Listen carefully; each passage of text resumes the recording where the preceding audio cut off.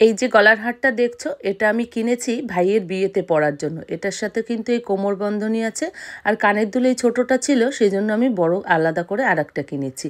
আর এই গলার হারটা কিনেছি রিসেপশনের দিন লেহেঙ্গার সাথে পরার জন্য।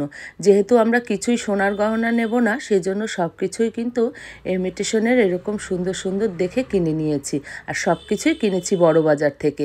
আর এই যে দেখছো বউয়ের টলি, পুরো টলিটা আমার গুছানো হয়ে গেছে। এই ধুতি পাঞ্জাবিটা কিনেছি বাবার জন্য, আর এই শালটা কিনেছি কিন্তু নতুন বউয়ের জন্য। আর এই যে দেখছো ধুতি পাঞ্জাবি আর এই তত্ত্বের জন্য কিছু কিছু কসমেটিক্স কিনে রেখেছি আগে থেকেই। আর এইগুলো সব নতুন কেনা হয়েছে কালকে, তাই এইগুলোই ব্যাগে ভরার জন্য নিয়ে নিয়েছি। আর একটা টলিতে কত কিছু যে ভরবো সেটাই আমার চিন্তা। তবে ব্যাগ গুছাতে আমি বেশ ভালো পারি। একটা ব্যাগে যে আমি কত কিছু ঢুকাই। আর এই যে লিপস্টিক, তারপরে সম্পূর্ণ আর কিছু জিনিস সবই আমার ব্যাগে রাখা ছিল।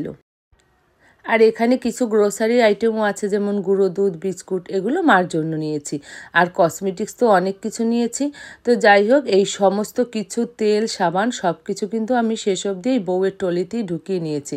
আর এই যে আমার ভাইয়ের একটা কোটি, তা দিয়ে ঢেকে দিয়েছি। আসলে বর্ডারে যাওয়ার সময় না এইসব নিয়ে খুব ঝামেলা হয়। আর এই কাগজগুলো পাঞ্জাবির থেকে বের করে নিয়েছি, যাতে পাঞ্জাবিগুলো একটু হালকা হয়।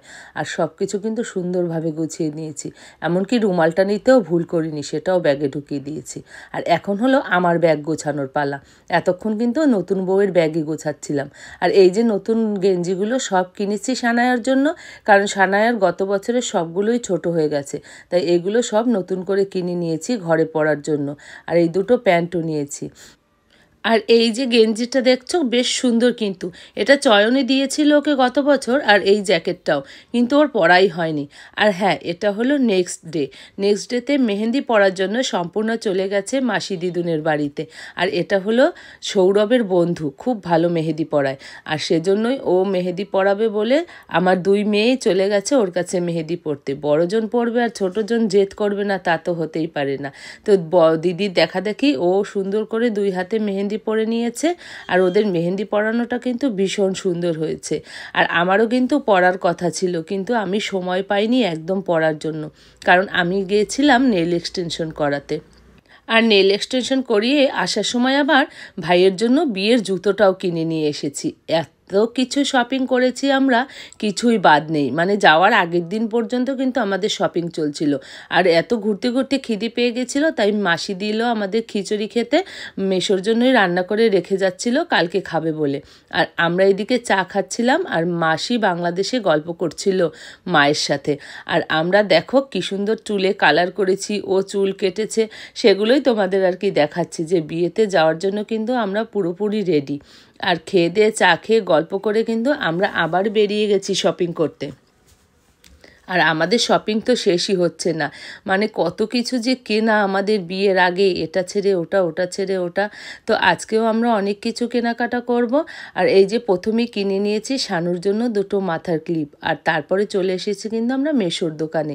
তো মেশোর দোকানে খানিকক্ষণ গল্প করলাম মেশোর সাথে বসে বসে। মেশো সেহেতু যাচ্ছে না, মেশোর তো একটু মনটা খারাপ, আমরা সবাই যাচ্ছি। আর তারপরেই চলে আসলাম আমরা ইমিটেশনের দোকানে। এটা এসেছি মায়ের জন্য পলা বাঁধানো কিনতে।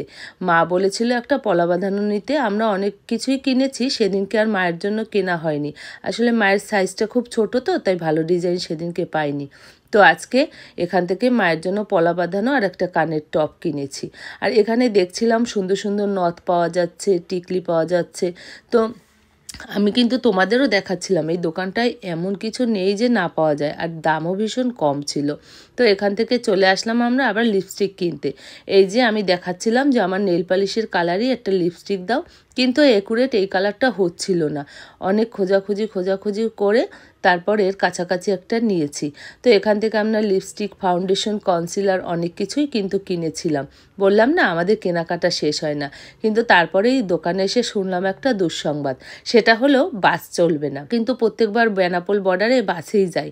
আর কালকে সেই কি একটা বাসের অবরোধ না কি আছে, সেজন্য বাস পুরো বন্ধ। সেজন্য তো আমাদের সবারই মন খারাপ।